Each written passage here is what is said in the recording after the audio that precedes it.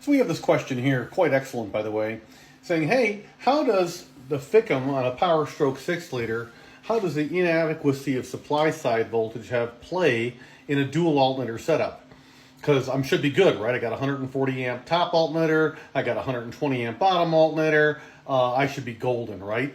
I know the glow plugs run for a period of time up to 2 minutes after ignition. I get that it's a pulsating draw of about 230 amps, but man, I should be good because I got this 140 up top and this 120 down low, right? Sadly, not right. So Ford figured out that the wiring could not handle energizing both of those alternators at the same time while there was also that glow plug draw. So the ECM has a little bit of a lottery that randomly decides which of the two energizers, which of the two alternators to energize at the time of ignition. Do we alternate the top one or do we energize the bottom one? And it's completely random. But they're both not on when the glow plugs are running. It's one or the other. So if you win the little alternator lottery and the top one gets energized, great, you have 85 amps at cold idle to offset the 230 amp draw. Congratulations, now you only have 145 amp deficit. If the bottom one gets energized, stinks for you, I'm so sorry. Now you've got, a little bit less than, a little bit less coverage than that, and so now it's closer to like 150 amps or so that you're running as a deficit. So perhaps this is the reason, I don't know. I wasn't in the conference room at Ford when they came out with the technical service bulletin, but there's a TSB that talks about how to convert from a dual to a single alternator. I wonder if it's because of this.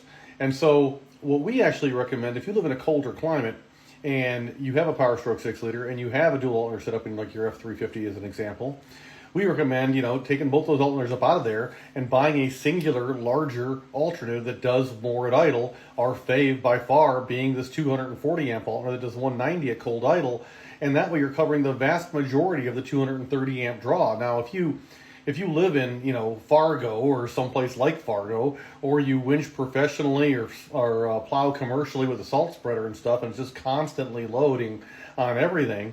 Maybe there's a commercial for upgrading to our 320 that does 250 at cold idle, or even our 370, or even our 400. But that's not for most of y'all. I mean, it really just isn't. Most of you will be just fine with the 240 that does 190, and you can move on. But don't lull yourself to sleep with happy thoughts, thinking that you're solid because you got two alternators. All you have is another point of failure.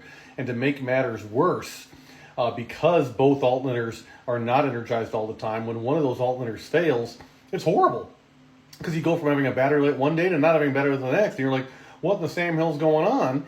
And you don't know which alternator is causing the problem, or even worse, your battery light never does come on, but you got a bad voltage regulator and it's frying your electronics, and you don't even know what the cause of it is, because you got two different alternators, either one of which could have the bad internals that are creating that problem, the bad voltage regulator in one of them. So you can have one alternator fail and the other one's still good, and half the time your truck runs great and half the time it really doesn't, and you're putting your electronics like the FICM, like the ECM, like the instrument cluster, etc., in harm's way that whole time.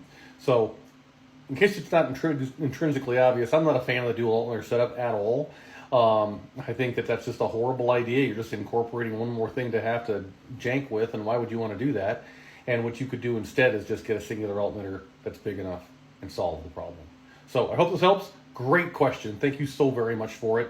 And onward and upward. FICMRepair.com. We're all in this together. Hey, to be clear, we sell everything from everybody. I talked to a customer today. They're like, oh yeah, I bought this, I think it was a radiator, I forget, from somebody else, but based on your recommendation. You do know that's for sale on FICMRepair.com, right? You do know it's for less money that you just gave, right? We haven't been beat on price in 15 years. We price match for 30 days after the sale even. You don't have to be sweating about, am I getting the best deal? And, we'll spend just as much time trying to talk you out of stuff as talking you into stuff. We don't have a dog in the hunt. We just want to help you. So I hope that's coming through in our videos. We're just guilty of Karen. And that's it. Karen without being a Karen. So don't worry. You're all night. FICMRepair.com. We're all in this together. Appreciate you guys. See ya.